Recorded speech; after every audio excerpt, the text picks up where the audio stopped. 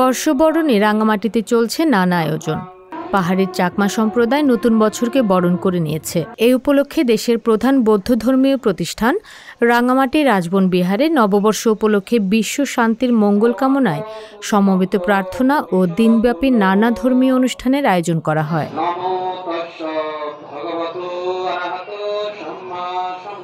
রাজবন বিহারে পঞ্চশীল প্রার্থনা, সংঘদান, অষ্টপরিষ্কার দান, বুদ্ধমূর্তি দান, বুদ্ধ পূজা, পরিত্রাণ সূত্রপাঠ, বিশ্বশান্তির মঙ্গল কামনায় প্রার্থনা ও ধর্মসভার আয়োজন করা হয়েছে।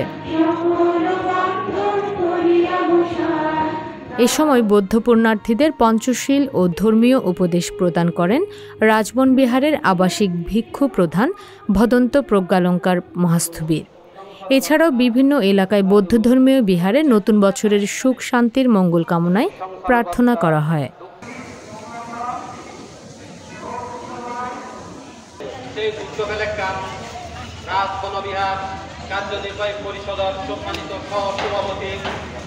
সংবাদ, ফিচার ও অনুষ্ঠানের জন্য ভিজিট করুন সংবাদ প্রকাশের ওয়েবসাইট এবং যুক্ত থাকুন ফেসবুক পেজ ও ইউটিউব চ্যানেলের সঙ্গে।